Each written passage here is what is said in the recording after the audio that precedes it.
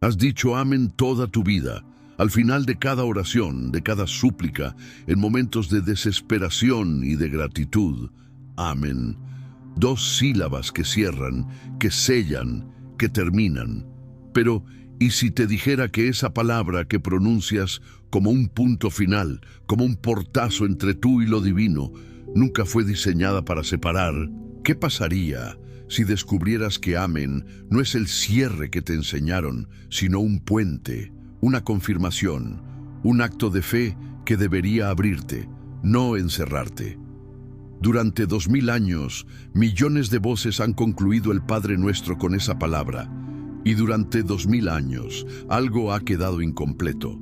No porque falte una línea secreta, no porque hayan borrado un verso místico, sino porque te enseñaron a decir amén sin comprender lo que significa, sin sentir lo que activa, sin respirar lo que transmite.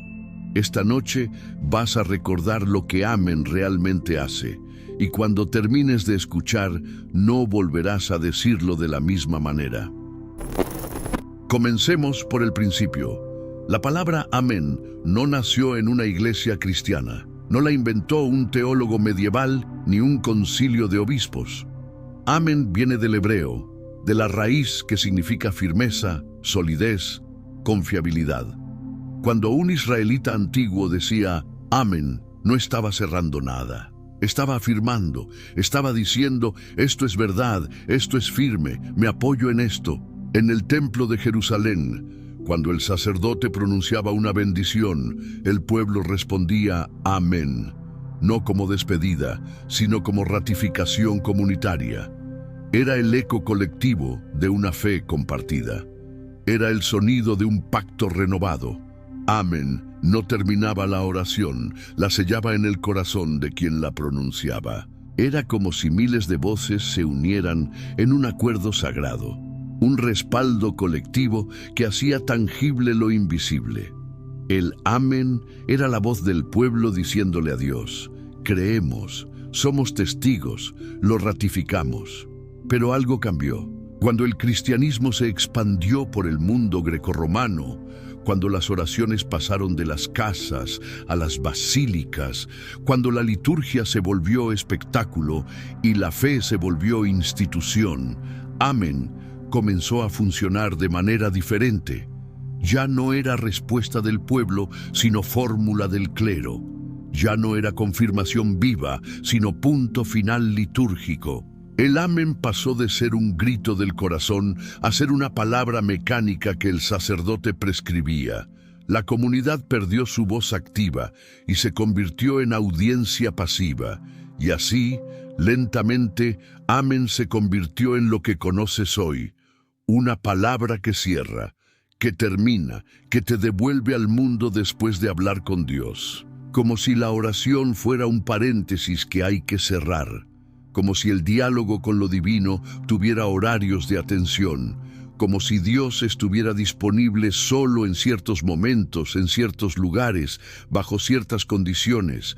Pero los primeros cristianos no lo vivían así. En la Didaché, el manual de instrucciones de las comunidades del siglo I, se instruye a los creyentes a rezar el Padre Nuestro 3 veces al día y al final agregar, porque tuyo es el poder y la gloria por los siglos, y luego, amén. No como despedida, sino como confirmación de que ese poder y esa gloria son reales, son activos, son ahora. 3 veces diarias significa que la oración no era un evento especial, era ritmo, era pulso, era respiración. Fíjate en la diferencia. Cuando dices amén como cierre, estás diciendo, ya terminé de hablar contigo, Dios, hasta la próxima. Estás marcando un punto de llegada. Estás creando una separación temporal entre el tiempo de oración y el tiempo de vida ordinaria. Pero cuando dices amén como sello de confianza, estás diciendo, todo lo que acabo de pronunciar es verdad, me sostengo en ello, lo llevo conmigo. Estás creando un puente. Estás diciendo que la verdad que invocaste en la oración debe permear todo lo que hagas a continuación. ¿Ves la trampa? te enseñaron que amén era el fin de la oración, pero en realidad es el comienzo de algo más grande, la vida vivida como oración continua. El amén no te saca del diálogo con Dios, te confirma en Él, te sella en la verdad que acabas de pronunciar, te lanza de vuelta a la vida, pero no como alguien que salió del templo y volvió al mundo profano. Te lanza como alguien que llevó el templo dentro, que transformó su cuerpo en altar, su aliento en incienso. En la misa católica romana, algo de esto todavía sobrevive. Cuando el sacerdote termina de recitar el Padre Nuestro, no dice amén. En su lugar, continúa con el embolismo. Líbranos de todos los males, Señor, y concede la paz en nuestros días. Solo después de esa ampliación, el pueblo responde amén. ¿Por qué? Porque la oración del Señor no está diseñada para cerrarse abruptamente. Está diseñada para expandirse, para llevarte del texto a la vida, de las palabras al silencio activo donde Dios habita. El embolismo es la transición, el puente, el espacio donde la súplica se convierte en entrega. Pero la mayoría de los cristianos no reza en misa. La mayoría repite el Padre Nuestro en soledad, en la oscuridad de su cuarto, en momentos de crisis o de gratitud. Y ahí, sin el embolismo, sin la liturgia comunitaria, el amén se convierte en lo que nunca debió ser. Un portazo, una puerta que cierra, un punto de ruptura entre dos mundos incompatibles. Y ese portazo te ha costado caro. Porque cada vez que cierras la oración con amén como punto final, estás entrenando tu alma para creer que Dios está del otro lado de una puerta que solo se abre en momentos específicos. Estás reforzando la idea de que lo sagrado y lo cotidiano están separados. Estás perpetuando la división entre cielo y tierra que Jesús vino a deshacer. Estás enseñando a tu cuerpo, a tu espíritu, a tu mente, que existe una frontera infranqueable entre lo divino y lo ordinario. Pero no tiene que ser así. Puedes recuperar el amén original, el amén que no cierra, sino que confirma. El amén que no te expulsa de la presencia, sino que te sella en ella. El amén que es como un sellador de cera en una carta importante. Cuando lo aplicas, ya no puedes separar lo que escribiste de lo que firmaste. ¿Cómo? Muy simple. La próxima vez que reces el Padre Nuestro, al llegar al final, antes de decir amén, haz una pausa. Respira. Siente el peso de las palabras que acabas de pronunciar. Siente cómo cada petición ha resonado en tu cuerpo, en tu pecho, en tu vientre. Y luego di amén, no como despedida, sino como declaración. Así sea. Esto es verdad. Me sostengo en ello. Y entonces, en lugar de salir corriendo de vuelta a tu vida, quédate un momento más. Deja que el amén resuene en tu pecho. Deja que se convierta en puente, no en muro. Deja que te lleve del hablar al escuchar, del pedir al recibir, del ruego a la confianza. Mantén los ojos cerrados si es posible. Respira profundo. Siéntete sostenido por la verdad que acabas de sellar, porque eso es lo que amén siempre debió ser. El sello de una alianza que no termina cuando dejas de hablar, sino que comienza cuando decides vivir como si las palabras que pronunciaste fueran verdad, como si el reino que pediste que viniera fuera una realidad presente, como si la liberación que suplicaste ya estuviera aconteciendo en tu interior. Ahora bien, si amén es un sello y no un cierre, ¿cómo se vive eso en el cuerpo, no solo en la mente? Porque puedes entender intelectualmente que amén es confirmación, pero si tu respiración se detiene después de decirlo, si tu atención se dispersa, si tu presencia se desvanece, entonces no has cambiado nada, solo has intercambiado una idea por otra. Solo has sustituido un concepto mental por un concepto diferente. Tu vida seguirá siendo la misma, fragmentada, dividida, separada de lo sagrado. Y aquí es donde entra algo que la Iglesia occidental casi olvidó: pero que la Iglesia oriental guardó como un tesoro durante 1000 años: la oración que se respira, no la oración que se piensa, no la oración que se recita mecánicamente, sino la oración que se encarna, que se vuelve carne, que se integra en el ritmo biológico más fundamental de tu existencia, el aliento. En las montañas de Grecia, en los monasterios del monte Athos, en las cuevas de Egipto y Siria, en los desiertos de Palestina, los monjes cristianos de los primeros siglos descubrieron algo que cambiaría para siempre su relación con Dios: que la oración no es solo palabras, sino aliento. Que el Padre Nuestro no es solo un texto para recitar, sino un ritmo para encarnar. Que Amén no es el final de la respiración, sino el comienzo de un ciclo que nunca se detiene.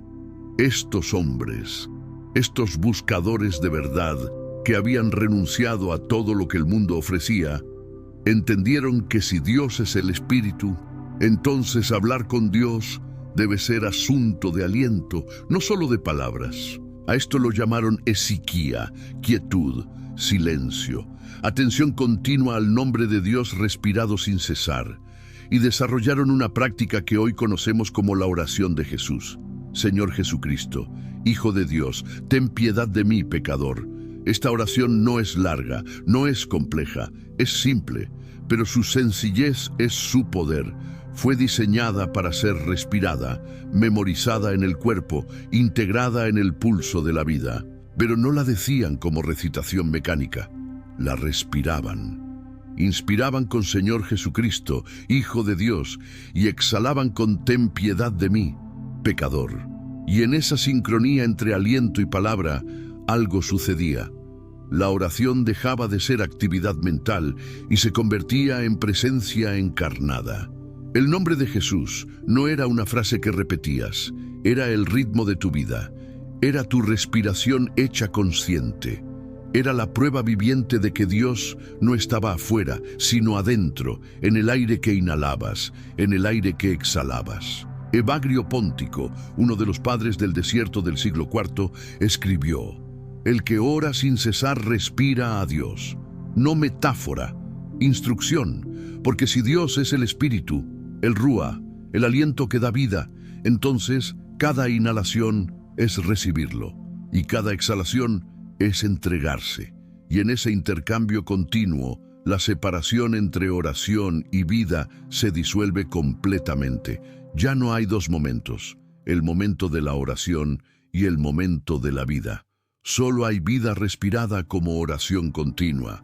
Ahora, ¿qué tiene que ver esto con el Padre Nuestro y con el Amén? Todo.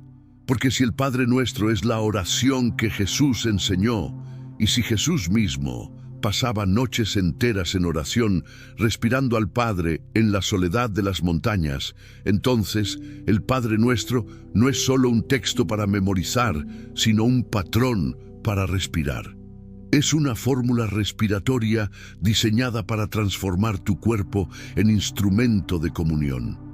Piénsalo con cuidado. Padre nuestro que estás en los cielos, inhalas, reconociendo el origen de tu aliento. El aire entra en tus pulmones y te conecta con la fuente. Santificado sea tu nombre. Exhalas, entregando tu voz para que el nombre se pronuncie a través de ti. Tu cuerpo se convierte en instrumento de lo sagrado. Venga tu reino. Inhalas, abriendo espacio en tu pecho para que el reino entre.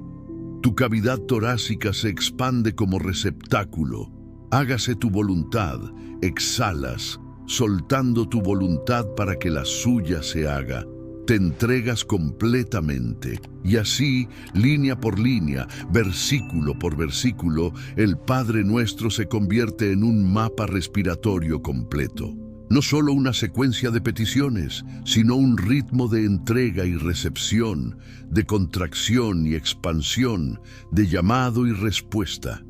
Es como si Jesús hubiera programado en el tejido lingüístico mismo de la oración la cadencia de la respiración humana, sabiendo que los que la practicaran descubrirían que el cuerpo es un maestro de oración. Y cuando llegas al final, cuando dices, porque tuyo es el reino, el poder y la gloria, y luego amén, ya no es un cierre, es una exhalación completa. Es el último suspiro de una respiración que, en realidad, nunca termina, porque inmediatamente después del amén, inhalas de nuevo. Y con esa inhalación regresas al Padre, y el ciclo continúa eternamente. Los monjes esicastas lo entendieron profundamente. No recitaban el Padre Nuestro una vez y se iban, lo respiraban una y otra vez, durante horas, durante días, hasta que las palabras se disolvían y solo quedaba el aliento. Y en ese aliento sentían la presencia de Dios, no como concepto intelectual, sino como experiencia directa, como calor en el pecho, como luz en la oscuridad interior, como paz que no depende de circunstancias externas, sino que brota del interior mismo del ser. Y esto no era misticismo esotérico reservado para monjes que vivían en cuevas. Era la práctica normal de los primeros cristianos. En las homilías de San Macario, un texto del siglo IV ampliamente estudiado por los historiadores, se instruye a los creyentes ordinarios a mantener el corazón atento a Dios en cada respiración. No en momentos especiales, en cada respiración, en cada suspiro, en cada momento en que tu cuerpo cumple su función más fundamental de estar vivo. Pero cuando la Iglesia se institucionalizó, cuando la oración se liturgizó, cuando el culto se convirtió en espectáculo dirigido por expertos en cascos blancos y túnicas, esta práctica se perdió del conocimiento público, o mejor dicho, se escondió, porque los monjes del Monte Athos nunca la abandonaron completamente. Los starets rusos nunca dejaron de enseñarla a sus discípulos en el silencio de las montañas. Los peregrinos del relato extraordinario del peregrino ruso la llevaban consigo en sus caminatas infinitas por las estepas, practicando la oración de Jesús sin cesar, descubriendo que podían orar mientras caminaban, mientras comían, mientras dormían. Y hoy, en pleno siglo XXI, miles de personas en todo el mundo están redescubriendo lo que siempre estuvo ahí, que puedes rezar el Padre Nuestro con tu respiración y que cuando lo haces, el amén final no es una despedida al final del día, sino una confirmación respiratoria continua. Es decir, sí, esto es verdad, respiro esta verdad, la llevo en mi aliento, es parte de mi cuerpo, parte de mi sangre, parte de cada célula que me compone. Inténtalo ahora mismo, en este mismo momento. Cierra los ojos si puedes. Si estás conduciendo, mantén los ojos abiertos pero relaja tu atención en la carretera. Pon una mano en tu pecho y otra en tu vientre. Siente el calor de tu propia vida.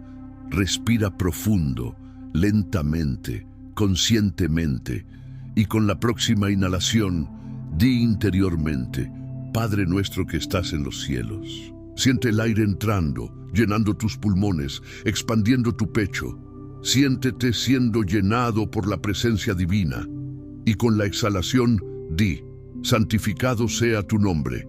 Siente el aire saliendo, llevando consigo tu entrega, tu afirmación de que el nombre es santo. Continúa así, respirando cada línea. No te apures. Deja que el ritmo de tu respiración marque el ritmo de la oración, no al revés. Permite que tu cuerpo sea el maestro. Y cuando llegues al amén, exhala completamente. Vacía tus pulmones por completo. Siente el vacío sagrado. Y luego, en el silencio que sigue, en el espacio entre la exhalación y la inhalación siguiente, espera. No pienses, no planees, no analices. Solo espera en ese espacio. Y cuando tu cuerpo pida aire de nuevo, inhala. Y con esa inhalación, regresa al Padre. El ciclo ha comenzado de nuevo. Eso es oración sin cesar.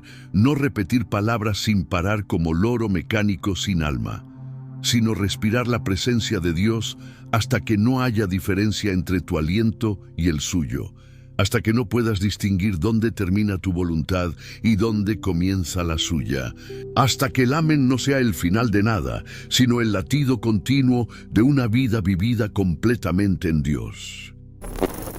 Pero volvamos a los textos, a la evidencia concreta, a lo que está escrito en las páginas amarillentas de pergamino que sobrevivieron 2000 años. Porque si vas a reclamar el amén verdadero, necesitas saber qué hay antes de él. Y aquí es donde la historia se pone verdaderamente interesante. Aquí es donde descubres que gran parte de lo que crees que es palabra de Jesús es en realidad decisión de comités.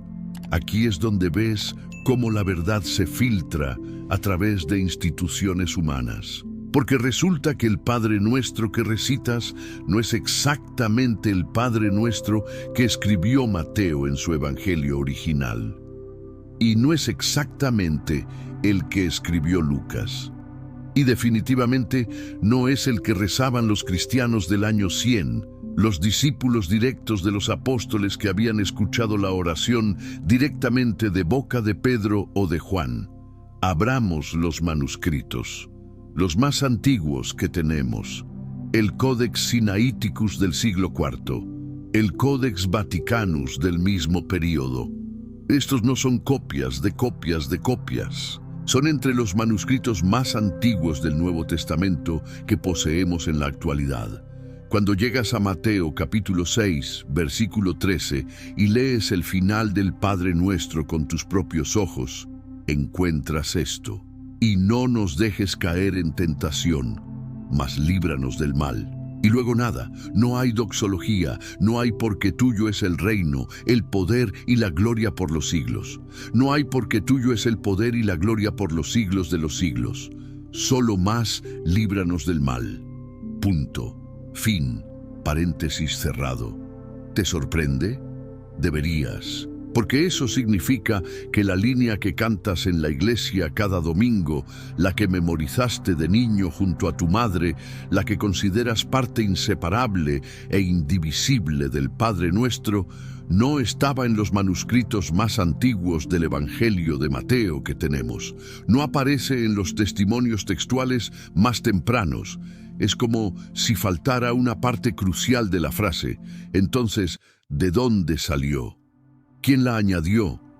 ¿Por qué? Esas son las preguntas peligrosas, las preguntas que nadie quiere que hagas en la iglesia, de la liturgia, de la práctica comunitaria, de un documento que casi nadie conoce, pero que es anterior a muchos libros del Nuevo Testamento, la Didache, el manual de instrucciones de las primeras comunidades cristianas, escrito probablemente entre los años 50 y 70 de nuestra era, cuando todavía vivían personas que habían conocido a los apóstoles.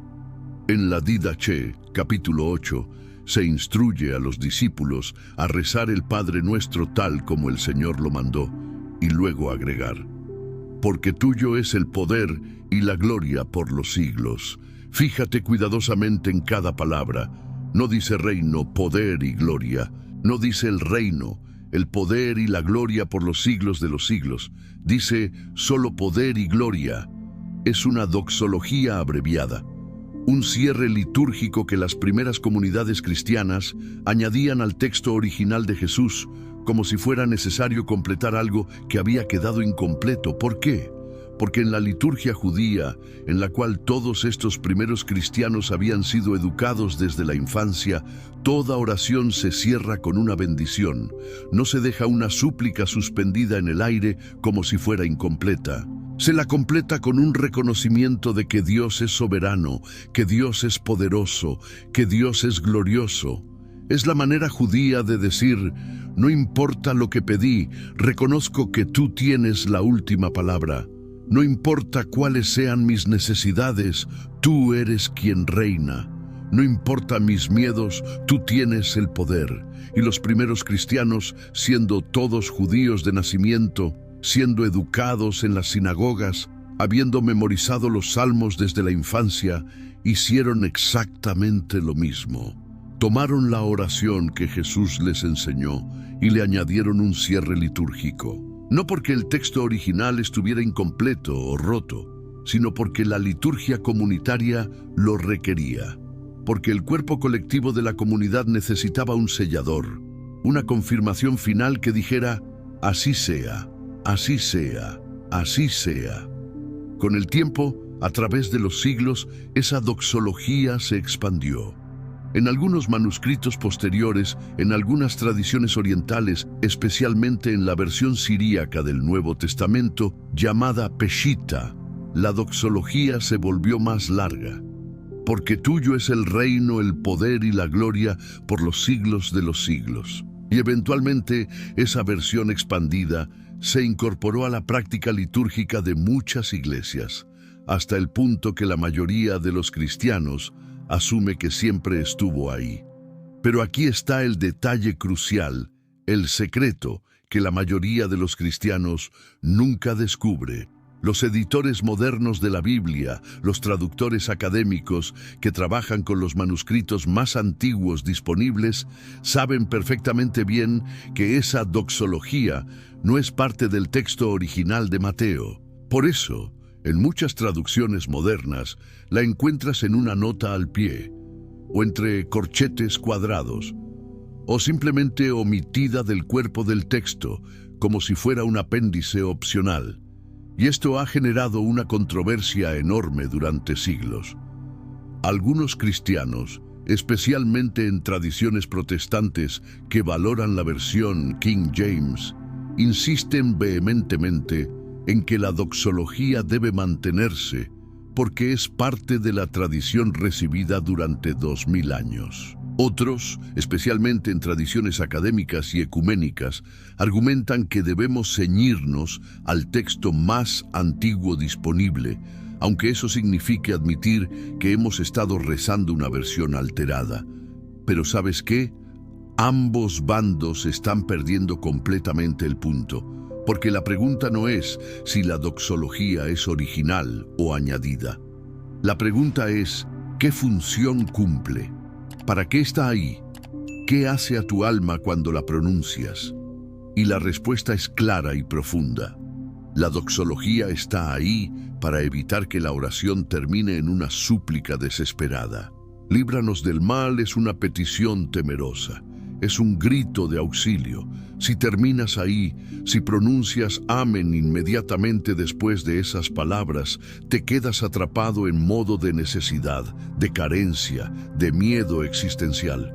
Estás viviendo desde la escasez, no desde la abundancia.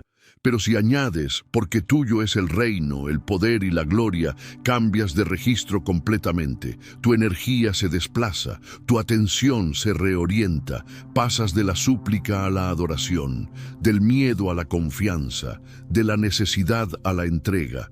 Es como si la doxología fuera el mecanismo que transforma la oración de un grito de pánico a un acto de fe, de una petición de rescate a una afirmación de esperanza.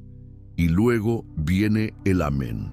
Y ese amén, después de la doxología, después de haber recordado que Dios reina, no es un cierre desesperado, es un sello de confianza profunda. Es decir, sí, pedí liberación, pero reconozco que tú eres rey, tú tienes el poder, tú manifiestas la gloria. Tú no me abandones, tú eres constante y me sostengo completamente en eso. ¿Ves cómo funciona?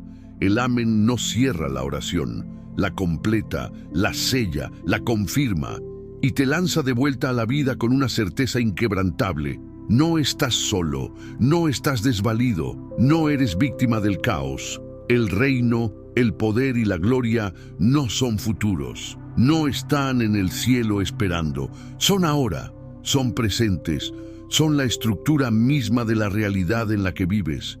Y tú, al decir amén, te alineas conscientemente con esa realidad. Entonces, ¿deberías decir la doxología o no? Esa es tu decisión personal. Puedes seguir el texto más antiguo si quieres. Puedes mantener la tradición si así lo deseas. Pero entiende esto claramente. Con o sin doxología, el amén debe ser lo mismo. Un acto de fe, una confirmación, un puente entre la oración y la vida. No un portazo, nunca un portazo. Y si decides usar la doxología, hazlo conscientemente. No la recites de memoria como loro repetidor sin alma. Siéntela en tu cuerpo. Tuyo es el reino. Reconoce que Dios reina aquí, ahora, en tu vida, en este exacto momento, no en un lugar lejano, aquí. Tuyo es el poder. Confía profundamente en que el poder que mueve las galaxias, que sostiene los átomos, que da vida a cada cosa, te sostiene a ti. Tuya es la gloria. Entiende que la gloria de Dios no es un espectáculo celestial lejano, sino la luz que brilla en ti cuando vives alineado con la verdad, cuando actúas desde el amor, cuando reconoces tu verdadera naturaleza divina. Y luego, amén. No como punto final de una transacción completada, sino como punto de partida de una nueva forma de vivir. Como el sellado de un pacto que no termina cuando te levantas de tus rodillas, sino que comienza precisamente en ese momento. Comienza cuando regresa a la vida cotidiana, pero con la conciencia transformada, con el corazón despierto, con el alma sellada en la verdad que acabas de confirmar. Y ahora lo sabes. Amén nunca fue el cierre que te enseñaron, nunca fue el portazo entre tú y Dios, nunca fue la palabra que termina el diálogo y te devuelve al mundo profano como si nada hubiera sucedido. Amén es el sello de una alianza. Es la confirmación de que las palabras que pronunciaste son verdaderas, firmes, confiables. Es el puente entre la oración y la vida, entre las palabras y el aliento, entre el pedir y el vivir, como si ya hubieras recibido. Los primeros cristianos lo sabían en sus huesos. Los monjes del desierto lo vivían en cada respiración. Los hesicastas lo respiraban sin cesar, y tú ahora puedes recuperarlo también. No necesitas manuscritos perdidos, no necesitas enseñanzas secretas guardadas en cuevas, solo necesitas respirar.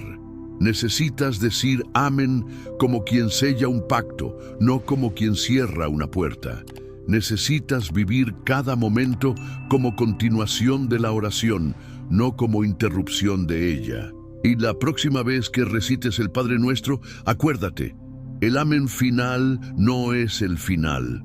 Es el comienzo de todo. Es donde todo comienza de verdad. Si esta revelación resonó en ti, no la guardes para ti mismo. Compártela, coméntala, díselo a otros, porque hay millones de personas diciendo amén sin saber lo que significa. Hay millones de almas rezando sin sentir la presencia. Y tú ahora eres uno de los que sabe, eres uno de los despiertos. Usa eso con sabiduría.